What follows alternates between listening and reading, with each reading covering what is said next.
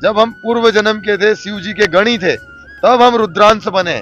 हम खुद गिरनार में ही रहता हूँ, दत्तात्रेय भगवान की गोद में ही रहता हूँ। हम गिरनारी बाबा ही हूँ हम। और गिरनार 4 धाम से भी बड़ी तपोभूमि है। नवनाथ सिद्ध 84 वहां विचरते हैं। स्वयं गुरु दत्तात्रेय भगवान वहां डेली विचरण करते हैं, किसी ना किसी रूप में। गुरु दत्तात्रेय भगवान आते ही कभी शेर का रूप धारण करते हैं, कभी साधु का रूप धारण करते हैं। नमस्कार दोस्तों, आपका स्वागत है हमारे चैनल धर्म संसद लाइव टीवी पर। जैसा कि आप लोग जानते हैं कि हम लोग प्रयागराज महाकुंभ में पहुंच चुके हैं। जैसा कि हम आपसे वादा किए थे कि प्रयागराज महाकुंभ में यहाँ के दिव्य त्यागी तपस्वी महान संतों के दर्शन करवाएंगे और उनके आशीर्वचन सुनवाएंगे। तो इस कड़ी में हम मिलते हैं गुरु जी से। आप सामने हमारे जो देख रहे हैं, ये बाल ब्रह्मचारी दिव्य नागा साधु हैं। आइए हम इनके आशीर्वचन सुनवाते हैं। गुरु जी नमस्कार। महादेव। हर हर महादेव, ओम नमो नारायण। गुरु जी आपका शुभ नाम क्या है? मेरा नाम श्री दिगंबर शिवगिरी महाराज है। आप किस अखाड़े से हैं गुरु जी? श्री पंचदश नाम जूने अखाड़े। गुरु जी, ये जो नागा सन्यासी होते हैं, हम बहुत सारे इंटरव्यू में हम लोग देखे हैं, तो ये नागा सन्यासी बनाए कैसे जाते हैं? नागा सन्यासी कठोर परिश्रम, कठोर तपस्या, हिमालय में रहते हैं, वनों में हम लोग रहते हैं, घास पत्तियों की रोटी बना के खाते हैं। 12 वर्ष लग हम अपने गुरुजी की सेवा करते हैं, योग साधना करते हैं। उसके बाद में हमारे नागा संस्कार होते हैं। और हमारे लोगों के 5 पिंड होते हैं, हमारे 17 पिंड हो जाते हैं। हम खुद का भी पिंड कर देते हैं।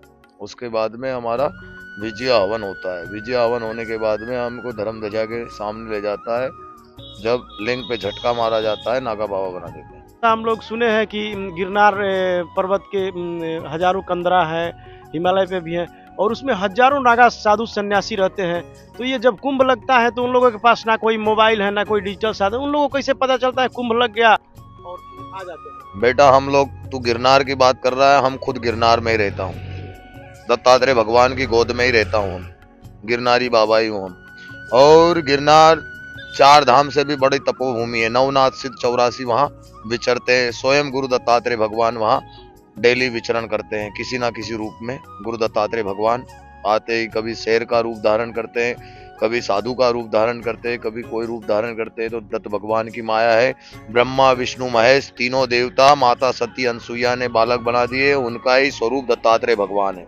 तो गुरु जी, जनमानस में ये सवाल रहता है कि जब उन लोगों के पास मोबाइल नहीं रहता, कोई डिजिटल साधन नहीं रहता, बहुत सारे ऐसे बाबा है जो वर्षों से निकलते नहीं भीतर से, तो उन लोगों को कैसे पता चल जाता है कुंभ लग गया और पहुंच जाते हैं? कुंभ की जय घोष होती है, शंखनाद होता है, और उसी की तरंगों से हमको पता लग जाता है कि अब वो महायोग आ गया है, वो चौकड़िया आ गया है। अब हमारा कुंभ का स्टार्ट आरंभ होने वाला है। इसीलिए हम लोग उसी के आह्वान से ही आते हैं। जैसे देवता को आह्वानित करते हैं, वैसे ही देवता का आह्वान होता है, वैसे ही कि साधु का भी आह्वान हो जाता है। देवता के साथ में साधु का भी आह्वान हो जाता है। जय घोष जैसे होती है, वैसे ही साधुओं के पास ये जो जटा है, हमारी तरंगे ही है। इससे ही हमको सब, हमारा सीधा सैटेलाइट चलता है, मोबाइल फोबाइल नहीं रखते हैं, डायरेक्ट ऊर्जा की तरंगे चलती है। तब में वो तो भजन है ना कि हमको सब पता लग जाता है। विदेशी मीडिया में चलता है कि सनातन धर्म के पास एक ऐसी नागा साधुओं की फौज है कि जब जब देश और धर्म पे संकट आता है तो वो लोग मतलब सबसे आगे आते हैं। तो इसका आप लोगों को क्या?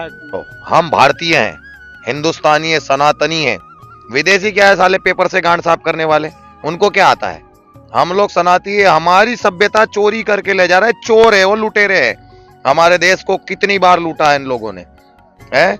हम तो धर्म के ध्वज हैं, प्रतापी है। हमारे यहाँ राजा एक से एक। गंगा पुत्र भीष्म को कोई भगवान ने आशीर्वाद नहीं दिया था, राजा सगर शांतनु ने दिया था। राजा शांतनु ने आशीर्वाद दिया था, जा तेरे को इच्छा मृत्यु का वरदान देते हैं। तूने जब भीष्म प्रतिज्ञा लिया है कि जीवन भर विवाहित नहीं करेगा, तो ऐसे ऐसे प्रतापी राजा थे जिनको स्वयं देवता भी आके आशीष देते थे कि ले बच्चा। जैसे शिवाजी महाराज थे, उनको माँ तुलजा भवानी ने तलवार दिया था। जैसे महाराणा प्रताप थे, जिनको एकलिंग भगवान का आशीर्वाद था।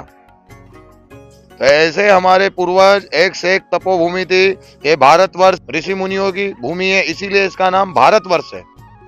आर्या खंड है, भारतवर्ष है, इसीलिए हमारे देश का नाम भारत है, क्योंकि ये ऋषि मुनियों की प्रतापों की देवी धरती है। हमारे देश के अंदर लोहा तो था ही नहीं, सोना, चांदी, तांबा, पीतल हमारे देश के अंदर धातुएं थी, लेकिन ये विदेशी लुटेरों ने हमको लूट लिया, खोखला कर दिया। नहीं तो हमारे देश को तो सोने की चिड़िया बोलते हैं। दोस्तों, जैसा कि आप गुरु जी को देख रहे हैं, जिस गिरनार पर्वत की आप बात सुनते हैं कि उसमें हजारों गुफाएं हैं, हजारों की संख्या में नागा साधु सन्यासी हैं, वहीं से गुरु जी आए हैं, वहीं के दिव्य महात्मा हैं, आप जिनका दर्शन कर रहे हैं। और मैं आपको गुरु जी का आशीर्वचन मैं आपको सुना रहा हूँ। अच्छा महाराज जी, जैसे हम लोग वृंदावन गए थे तो वहाँ नाम जप की प्रधानता है कि नाम जप करो, और हम काशी में रहते हैं तो वहाँ गुरु जी लोग आते हैं तो बोले कि ध्यान करो, बिना ध्यान का ज्ञान नहीं होगा।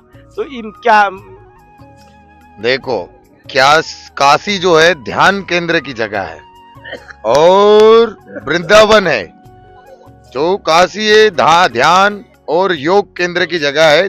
काशी ये पृथ्वी का भाग नहीं है। काशी भगवान शिव जी ने अपनी दिव्य शक्ति से त्रिशूल पे उतारी हुई है। काशी इसीलिए मोक्षदायिनी है, त्रिशूल पे उतारी है, त्रिशूल पे खड़ा है, वो पृथ्वी का भाग नहीं है। और वृंदावन पृथ्वी का भाग है, इसलिए कलयुग केवल नाम आधारा, सुमिर सुमिर नर उतरे भव पारा। कलयुग केवल नाम ही आधार है, इसलिए वहां पे नाम जपता है। और ये काशी मोक्षदायिनी है, क्योंकि ये स्वर्ग से उतारा गया है। काशी को त्रिशूल पे खड़ा है शिव जी के। गुरु जी, जैसा हम लोग सुने हैं कि रामकृष्ण परमहंस काली के परम भक्त थे, उनके गुरु थे तोतारामपुरी। तो तोतारामपुरी के पास जब भी रामकृष्ण जाते थे तो बोलते थे कि तोताराम, उनके गुरु जी बोलते थे कि रामकृष्ण तेरा मोक्ष नहीं होगा, इसलिए कि मोक्ष में सभी चीज़ों से मुक्त होना पड़ता है, लेकिन तू काली से जुड़ गया है, तो जब तक जुड़ा रहेगा तो तेरा मोक्ष नहीं होगा। तो फिर जब नाम जप करेंगे, जुड़ ही जाएंगे, तो फिर मोक्ष कैसे होगा? मोक्ष तो मेरी बात समझ ले बेटा, मोक्ष हमारे ऊपर है, हम कौन सी क्रिया कर रहे हैं। मोक्ष तो हर किसी को मिलता नहीं है। करोड़ों वर्ष लग जप तप करने के बाद में भी हम मोक्ष नहीं चाहता हूं। हम तो कायाकल्प करना चाहता हूं कि आज भी साधु हूं, कल भी साधु रहूं, क्योंकि इस देह को पाने के लिए इंद्र आदि देवता भी तरसते हैं। भगवान को कहते हैं कि मनुष्य देह बना, क्योंकि ये सबसे चतुर बनाया है, सब चीज का इसको खबर पड़ता है, क्या खाना है, क्या पीना है, कैसे रहना है, कैसे बैठना है, कौन से वस्त्र पहनना है, कैसे सजना धजना है, सब इसको पता है। 84 योनियां बनाया है, किसी में कीड़ा बनाया है, किसी में स्वान बनाया है, किसी में क्या बनाया है। इसमें से सबसे चतुर देह मनुष्य का बनाया है, इसलिए इसको पाने के लिए देवता भी तरसते हैं। तो हम इस देह को क्यों छोड़ना चाहे? हम लोग योगी लोग हैं, हम तो यही कहते हैं कि यह देह वापिस हमको कायाकल्प करें, तो वापिस हम शिव जी तेरा ओम नमः शिवाय का जाप जपे। ये मंत्र सदा मंगलकारी, ओम नमः शिवाय, ओम नमः शिवाय। आप भी हैं बाल ब्रह्मचारी की, माने भगवान के प्रति ही पूरी तरह से न्यौछावर है, और हमारी जो युवा पीढ़ी है वो धर्म से विमुख होते जा रही है कि हमको धर्म का क्या जरूरत है। उन लोगों के लिए क्या कहना? सबसे बड़ी बात तो मैं कहता हूं उनके माँ बाप की गलती है। कैसे? कि सबसे पहला गुरु ही माँ होता है, दूसरा गुरु होता है उसका बाप, और फिर हम लोग संसार के जगत के गुरु आ गए, सन्यासी नागा बाबा लोग। तो पहले तुम्हारे माँ बाप तुमको सही ज्ञान नहीं देवेंगे तो तुम्हारे अंदर से कहां से ज्ञान होगा? जैसे स्कूल के अंदर बच्चा जाता है और उसको मास्टर सिखाता है कि अ लिख की ब लिख की ABCD सिखाता है, कि बराखड़ी सिखाता है कि 1 2 3। ऐसे ही हम अपने बच्चे को राम नाम नहीं सिखाएंगे। आज से 50 वर्ष पहले हर घर के अंदर रामायण जी का उच्चारण होता था, एक चौपाई तो भी पढ़ते थे। तो आज वो कहाँ हो रहा है? अभी मुसलमान के पास देख, उसके बच्चे को उसका मौलाना कुराना पढ़ाएगा, उसको कुरान का ज्ञान रहेगा, छोटे से लोंडे को। और हमारे बच्चे को हमारी हनुमान चालीसा नहीं आएगी। वो कमी किसकी? माँ बाप की। हम तो सही बोलता हूँ, और सही बड़ा कड़वा होता है। सत्य वचन जो होता है कड़वा जहर जैसा होता है, और मीठा गुड़ से भी ज्यादा एकदम मीठा ही लगता है जो झूठ होता है। गुरु जी, जैसे आज का जो जनमानस है, हम लोग नागा साधु सन्यासियों के बारे में सुनते हैं कि जब भी देश धर्म पे कोई दिक्कत होता है तो आगे मिलते हैं। तो ये पाप और भ्रष्टाचार बढ़ता जा रहा है, तो इसको कैसे सुधारा जाए? समाज विकृत होते जा रहा है। देखो, अति का कोई गति नहीं होता है।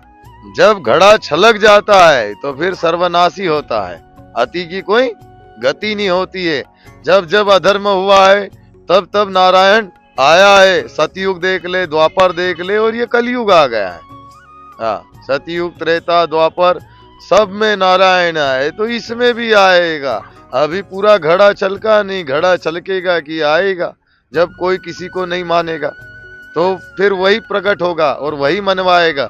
जैसे बीच में कोरोना आया था तो ये कोई भगवान को मान नहीं रहा था, हाँ, और जैसे इनकी फटी तो हे भगवान बचा ले। तो भय बिन प्रीति ना होए गोपाला। इनको जब जब भय दिखाया है, भगवान ने पहले ही बताया है कि बिना भय के प्रीति नहीं होती है। हाँ, जब रामायण में भगवान जब सीता माता को लेने के लिए जा रहे थे तो सागर देवता से खूब पार्थिव लिंग भगवान ने बनाया, खूब पूजा किया, खूब अर्चना किया, ध्यान किया, तो नहीं माना। और जब अपना धनुष बाण उठाया और बोले सागर को सोख दूंगा, तो तुरंत घबरा के आ गया। इसलिए भय के बिना प्रीति नहीं होती है। जब इनको भय दिखाते तभी इनको प्रीति होती है, भगवान बचा ले। गुरुजी, आज के जो युवा है टेंशन डिप्रेशन में इतना रह रहे हैं कि आए दिन आत्महत्या कर रहे हैं। युवा पीढ़ी को कैसे क्या आप संदेश देना चाहेंगे, कैसे? देखो, पहले हम लोग गीता का जाप करते थे, रामायण जी का जाप करते थे, तो उनके अंदर सद्बुद्धि और भोजन भी हमारा सही। अब क्या बिना नहाए धोए के तुम लोग स्नान ध्यान तो कुछ कर नहीं रहे हो और रोटले बना के खा रहे हो, तो तुम्हारी बुद्धि भ्रष्ट होगी। जैसा अन्न खाओगे वैसा मन पाओगे, जैसा जल पियोगे वैसे होगी वाणी। हाँ, जैसा पियोगे पानी वैसी होगी वाणी, और जैसा खाओगे अन्न वैसा पाओगे मन। तो तुम्हारे ही अंदर है। और जो ये अकाल मौत मर रहे हैं, ये आत्महत्या कर रहे हैं, तो इनको मैं यही कह रहा हूँ कि तुम्हारा कहीं से कहीं लक था नहीं है, तुमको नरक में लक 84 में भटकना पड़ेगा, फिर भी तुम्हारा मोक्ष नहीं है। क्योंकि अकाल मृत्यु ऐसा, ये पांडव भी घबरा गए थे जब परीक्षित को सर्प ने डसा था। तो सुखदेव जी मुनि आए थे हिमालय से, और सुखदेव जी मुनि ने श्रीमद् भागवत गीता का 7 दिन लग सप्ताह का पाठ किया था, तब उनका मोक्ष हुआ था।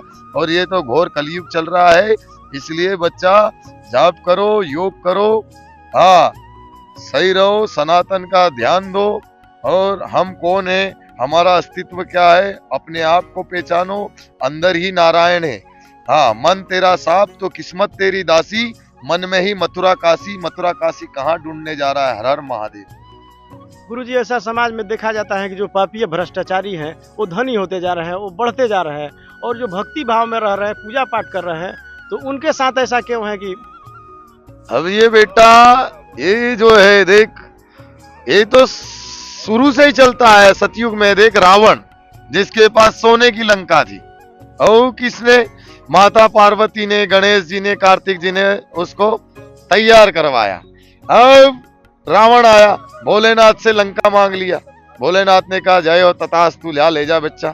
तो भोले बाबा तो भोले थे। तो उस समय में देवता भी वन में रहते थे, राम भगवान भी वन में भटके है राजपाट त्याग के, और इन अधर्मियों के पास में धन था। तो आज वैसे ही है कि पहले भी सतयुग से ही चलता आ रहा है, पहले भी इनके पास धन था और आज भी इनके पास धन है। हमारे जैसे तो फक्कड़ लोग ऐसे ही घूम रहे हैं। जब कितने साल के थे तो सन्यासी बन गए? अब तू देख ले, बचपन से 55 में आ गए। गुरुजी, आपके मन में ऐसा क्या भाव आया कि ये सब सुख सुविधा छोड़ के आप सन्यासी बन गए? बेटा, हम लोग पूर्व जन्म के ही नागा बाबा थे, समझ ले, तब लोग हम सन्यासी बने। जब मैं छोटा था तो नंदी बाबा के ऊपर हमारे पूर्वज हमको ले जाते थे, भोलेनाथ के, हमारे इष्ट देवता थे भोलेनाथ। और जब हमको भोलेनाथ के मंदिर में हमारे दादा परदादा ले जाते थे, वो अभिषेक करते थे, तो मैं नंदी के ऊपर बैठ जाता था, चल मेरा घोड़ा। और ऐसे ही जब हम पूर्व जन्म के थे, शिव जी के गणी थे, तब हम रुद्रांश बने। और पूर्व जन्म के नहीं तो कहीं, हम देखते आ रहा हूँ कि कहीं 4 दिन के लिए बन जाते हैं, फिर वापस कपड़े पहन के संसार में चले जाते हैं। जो पूर्व जन्म का ही सन्यासी होगा वही रहेगा इसमें, बाकी तो 4 दिन की चांदनी, फिर वही अंधेरी रात। हर हर महादेव। आप दिव्य गिरनार से आए हैं, तो गिरनार में बहुत सारी चमत्कारी बातें हम लोग सुनते हैं, वहाँ की आभा क्या है, वहाँ के विषय में कुछ दर्शकों को बता दो। गिरनार नवनाथ सिद्ध 84 का बेसना है, स्वयं गुरु दत्तात्रेय ब्रह्मा विष्णु महेश, और वहाँ 33 कोटि देवता विराजित हैं। जहाँ स्वयं ब्रह्मा विष्णु महेश ने तप किया, तो वो जगह कैसा होगा, अलौकिक जगह है। वहां तो शेर रहते हैं, सब जीव जंतु रहते हैं सारे, लेकिन कभी किसी को कोई नुकसान नहीं पहुंचा।